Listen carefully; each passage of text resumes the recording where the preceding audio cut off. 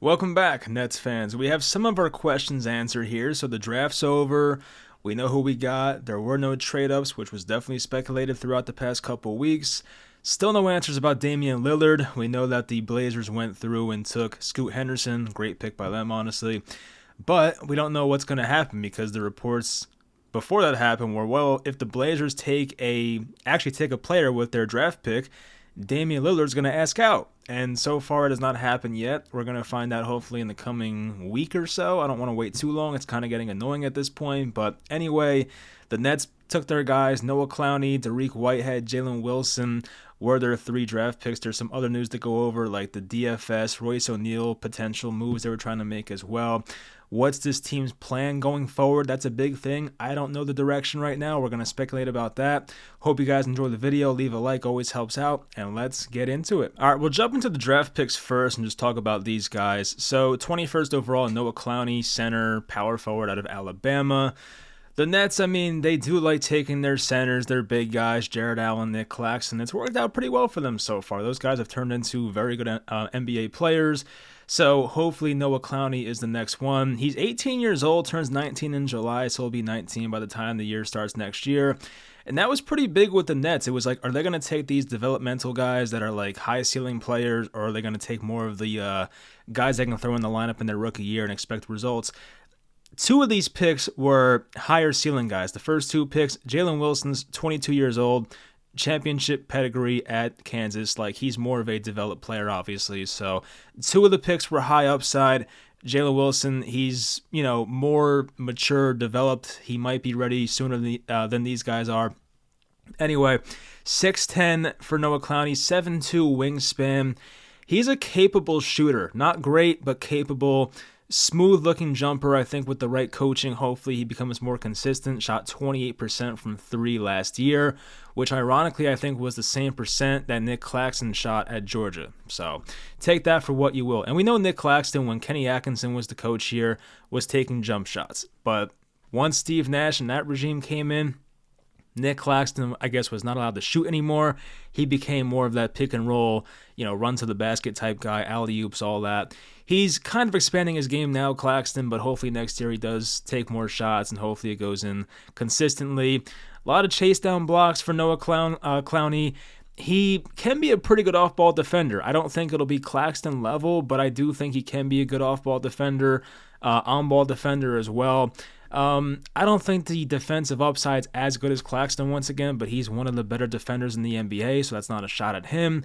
But I do think Claxton has a bit more tools. But for Clowney, I think the offensive upside's a bit more. I think Claxton's defensive upside's more. Noah Clowney's offensive upside can be more because of that jump shot. Clowney, doesn't seem like the most ridiculous athlete. I think, his vertical wasn't what I was expecting it to be during the highlights. I don't know what his combine numbers were and whatnot, but I expected more explosiveness. Definitely has more explosiveness than Day'Ron Sharpe. He's not the best, getting off the floor, in my opinion. But he is a switchable defender. I do like that about him. Probably needs to add more weight, muscle, okay, but 18 years old once again.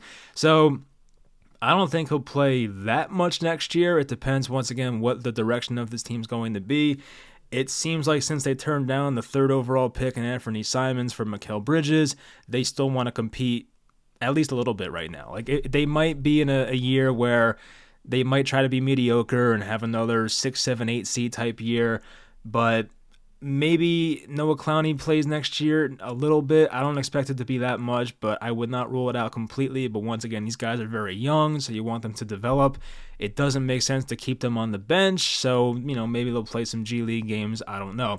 22nd overall, Dariq Whitehead, guard/forward, 6'7" out of Duke. He's 6'7", 220. Definitely has a lot of athleticism, explosiveness. Did have 2 foot surgeries. Of course, one of those was performed by the Nets doctor, and that definitely can help them make this pick with confidence. I mean, I'm sure if your team doctor's doing the surgery, it does help you a bit with the confidence in making this pick. So before the injuries, he was supposed to be like one of the better players in this draft. You could see by the tweet on the screen here, there was some top 5 potential for him in this draft up until the injuries.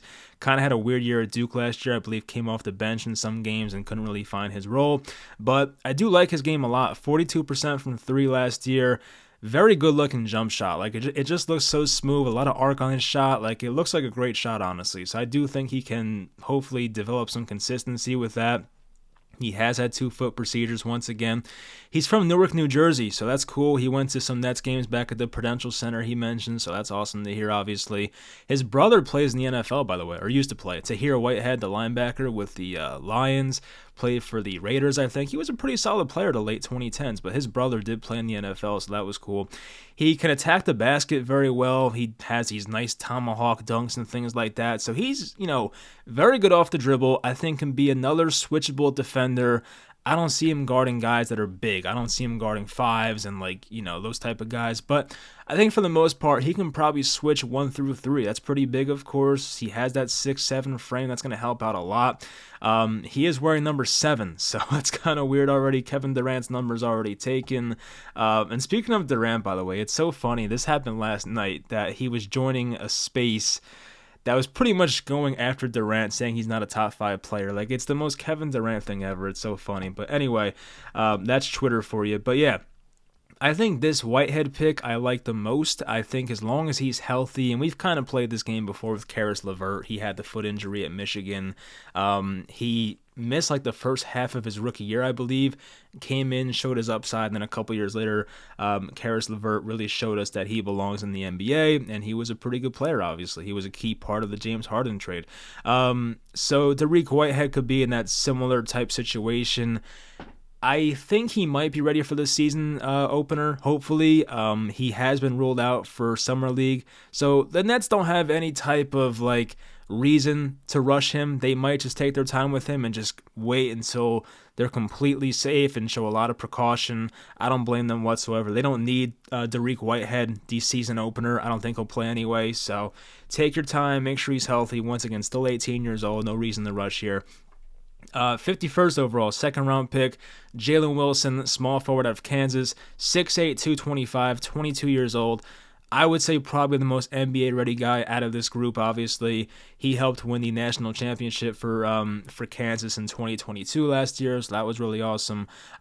He's a guy who definitely seeks contact going to the rim. Like, he will throw his shoulder into you, kind of foul baits in a way, but hey, it works out, so we'll take it.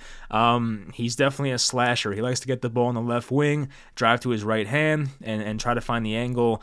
I don't know how much that will work in the NBA because guys obviously are a lot more athletic. If you try that on a Nick Claxton or Rob Williams, whoever, these tall, lanky centers, that will get swatted to the 5th row. So he may have to develop more of a kind of off the dribble jump shot or face up type game or something like that. Just be a catch and shoot guy, really. I mean, his numbers last year shooting were 43% from the field, 33% from 3, and the free throw percentage was like 79.9. So I said 80. 43, 33, and 80 was his line, I guess you can call it. So last year averaged 20 points, 8 rebounds per game. That, of course, is very impressive. He's shown improvement every year. That's definitely what you want to see. I think he can have a role next year. I'm trying to think, especially if they do trade Dorian Finney-Smith or Royce O'Neal, which has been speculated once again. I know the Lakers had interest in one of those guys, or maybe both. Royce O'Neal, I haven't heard as many rumors about him, but it seems like Dorian Finney-Smith was the guy they were trying to trade before the draft. It never happened. If a trade were to still happen this offseason, which can happen, of course, Lillard, that question still remains. Dorian Finney-Smith, of course, can be included in one of those trades. If it's a 3-team deal, Finney-Smith may go to another team. And that kind of move may open up a spot for Jalen Wilson. So right now, there's a lot of guys in front of him. DFS, Royce, Joe Harris, Cam Johnson if he's back, obviously. Mikal Bridges plays a similar position. So it may be tough right now for Jalen Wilson to get minutes, but if guys do get traded, obviously I could see a path for him to get playing time. So anyway, I don't want to give a draft grade and stuff like that. It's like whatever. So, you had 2 guys, once again, high upside, high potential. Noah Clowney, I mean, I do like the upside. I like the fact that he can be a guy who hopefully one day is a stretch 5. This team can use that so badly. A guy that can be a switchable defender. We've seen how important Al Horford's been for the Celtics' success the past couple years as a guy who can knock down the corner 3, a guy that can switch on defense. That's been huge for the Celtics the past couple years. So if Noah Clowney can turn into that type of player, I would take that any day of the week. Dariq Whitehead, probably has the highest ceiling in this group. I think he has the most explosiveness, probably has the best looking jump shot, was probably the best prospect at one point up until the foot injuries. So as long as he comes back healthy, which I get's a big if, foot injuries are not fun when you're talking about basketball. So hopefully, as long as he's healthy, he'll be a great draft pick. We'll have to wait and see how that goes. Jalen Wilson, once again, I think you kind of know what you're getting here, but once again, I do like the championship pedigree. I do like the fact that he's like a hard-nosed player, likes to go after guys going to the rim. He's gotten better every year once again, NBA-ready body. That stuff's going to help. So Jalen Wilson might find a spot in the rotation at some point next year, especially if injuries happen, especially if guys get traded in front of him. Once again, Joe Harris, Royce O'Neal, Dorian Finney-Smith. We'll see what happens with those guys. So yeah, I mean, look, some fans hated this draft. Some fans really loved this draft. You kind of get a mixture of that every year. I get there were some other prospects we wanted to trade up for. It didn't happen, did not come to fruition. I wasn't sure what was going to happen. There was a lot of rumors about the Nets trading up, but it didn't happen. So they stayed at 21-22, made their picks. And look, I know Sean Marks has been pretty trash the past few years, right? But when he was picking in the 20s early in his Nets tenure, taking guys like Karis LeVert and Jared Allen and even Nick Claxton in the early second round, he has shown us that, yeah, he can find players at this point in the draft. So I think right now, I'm not saying you have to trust Sean Marks in general, but for these draft picks at least, I think he's shown us enough here with those three players that, hey, like he can find value late in the draft. I'm not that late, but like late first round, early second round, he could find those guys, and hopefully that continues here with Dariq, Whitehead, Noah Clowney, and Jalen Wilson. There was a report that the Nets turned down Anthony Simons and the number 3 pick for Mikal Bridges, which, look, as much as I love Mikal Bridges, if I was Sean Marks, that would have been tough to say no to. I mean, especially with Brandon Miller going second overall, you could have had a chance with Anthony Simons and Scoot Henderson and really kind of restart this franchise and have these guys as well on your team and Clowney, Whitehead, Wilson. That would have been very intriguing, but the Nets have said time after time, they've stayed consistent with this. They are going to build this team around Mikal Bridges. They're going to make him the guy, see how far it goes. I don't think that's a recipe for a championship team, obviously, but they're still one big piece away. That could be Damian Lillard or some other surprise guy down the line. If the Lillard trade does not happen or he goes to Miami or something, the Nets will definitely have a plan B at some point, but they may wait a bit. I'm sure a guy like I've always mentioned, like Giannis or Luka, someone like that, might come up in the future, and the Nets might be in a better spot than most teams to trade for a guy like that if they stack up their assets. And I'm not saying like if Dame goes to Miami, I don't want the Nets to be like, oh crap, we got to trade for Zach LaVine, or I like Zach LaVine, but like he's not Damian Lillard, or just trade for someone like that. I like DeJounte Murray, but like once again, is that going to win you a championship? I mean, probably not. So we'll see what happens though. It's going to be interesting the rest of this offseason. The Lillard stuff has to, the dust has to settle. Either he stays there with those young guys and tries to be a mentor and continue to put up his, all NBA teams and his, All-Star game counts and whatnot, his personal stats. Because obviously Portland's a couple years away from competing, and Dame's going to be 33 next year. So he has a question to ask himself: is it worth sticking this out? And Dame, it's weird with him because his number one thing is not chasing a championship. It's really weird. Like you'll hear reports saying he wants them to trade the number 3 pick for an established player, but there's also quotes that Dame is not like obsessed with chasing a championship. Like at least with James Harden, like when he was here, the thing with James Harden was, well, he's the one guy in this big 3 without a championship. He really wants that ring. With Lillard, it's like, yeah, like, it'd be nice to win a championship and compete, but like it's not the be all end all. And it's like, I don't know what to think. So you hear like kind of conflicting stuff about that. It's kind of weird, but whatever. What's next on this list here? So yeah, Damian Lillard, he wants to give the team like a week or so to see what type of moves they make. I still think we're kind of far away from the solution here with this entire thing. If Lillard does request out, obviously Miami and Brooklyn will be the top teams involved. There were, I don't know if it was speculation or an actual report, that the Blazers would not really be fans of the Tyler Hero contract. He's on like a pretty big $120 million contract or so. I think the Blazers do want to seek more expiring contracts, and I think Hero is pretty early in his contract. I'll look it up real quickly.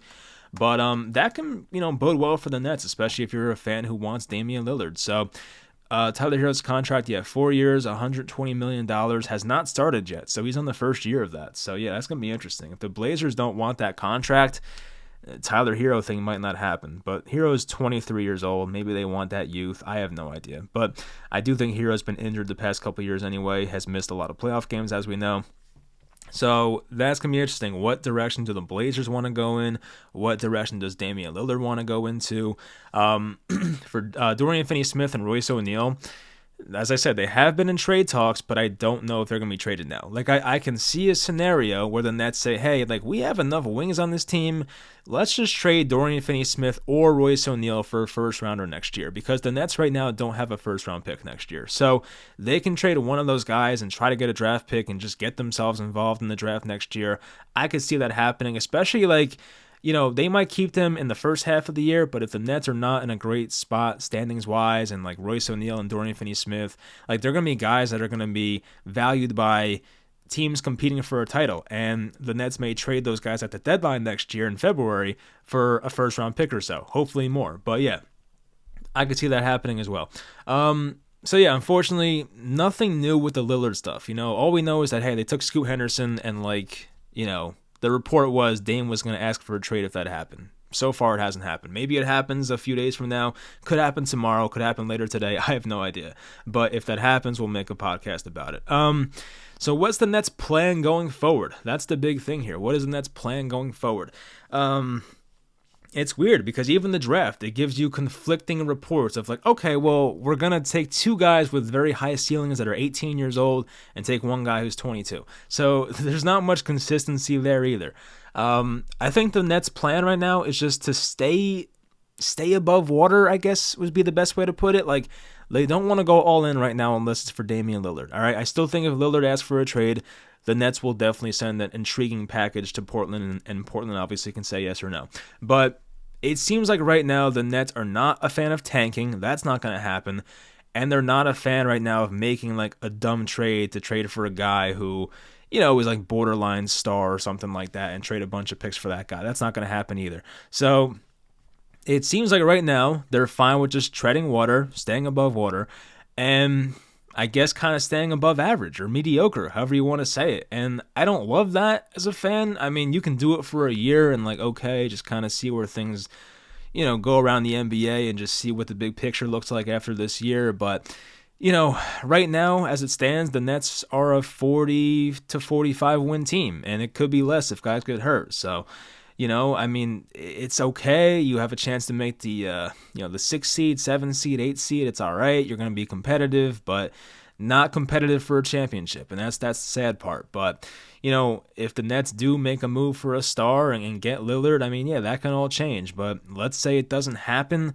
This team's direction's a bit odd right now. And they still have Spencer Dinwiddie, still have Joe Harris, they still have Dorian Finney-Smith and Royce O'Neal, a bunch of guys that were speculated to be traded. So if those guys remain here next year, it'll be a bit unexpected, but we're kind of trending in that direction right now unless a star does ask out. And so far, aside from Lillard, there's not many rumors about that happening. There's been some crazy trades so far this offseason with Bradley Beal going to the Suns and Chris Paul going to the Wizards, then to the Warriors, and Jordan Poole going to the Wizards.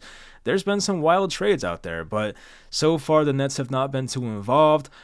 Free agency hopefully will tell us a lot. I don't know what the Nets are going to do in that situation. I mean, there's definitely a need on this team still for a veteran ball handler. It doesn't have to be a veteran. I always thought Tyus Jones would have been perfect for this team. He went to the Wizards recently in the trade that sent Marcus Smart to the Grizzlies and Porzingis to the Celtics. That was another big trade, by the way.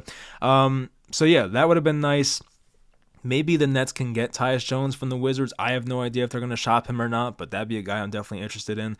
So we'll see what happens there. But Nets definitely need a ball handler. And I think a bigger center. I know we tried the Andre Drummond thing. It didn't work out to perfection, obviously. He had an awful playoff series versus Boston in 2022. But just a bigger center like that. We're still missing that. We have Claxton. We have Clowney. Two guys that are, pretty skinny. I mean, Claxton has put on muscle. I've seen pictures of him recently. He has put on muscle. That's good. But still two guys that are more of like the skinny type centers. Day'Ron Sharpe, I mean, yeah, he's a bit thicker than those guys, but he's 6'8". He's not like a 7-foot guy. Like I want like a 6'11", 7-foot center who's 270, 280, and can, be put in the lineup to just kind of, try to help stop Joel Embiid or someone like that. Like we don't have that type of guy. And I want a guy who's very good at rebounding. And the Nets, have not been that great at rebounding the past, long time. It's been a while. So I know last year there were a lot of games where they got out rebounded like crazy. Even like 2021, I think, like they put up so many points that year, it didn't really matter. But their center was like Blake Griffin. And DeAndre Jordan in the playoffs was catching DMPs, so he wasn't there either. Who the hell was their backup center that year in the Bucks series? They had Blake Griffin. I'm trying to think. I don't even know who it was. It couldn't have been that good. But yeah, so it's a weird situation. But we'll find out what happens with this team going forward. Still, the next month or so will tell us a lot, so I will make updates when that happens, and hopefully we'll get some Damian Lillard news coming up soon. Even if he is going to stay in Portland, I just want to know. Like, it's just annoying speculating at this point, talking about it every time. Like, I just want to know. So hopefully next time I talk to you guys, we have an answer. But I hope you guys enjoyed this video. Leave in the comments, how did you like this Nets draft? What direction do you think they're going in right now? And I'll talk to you guys next time.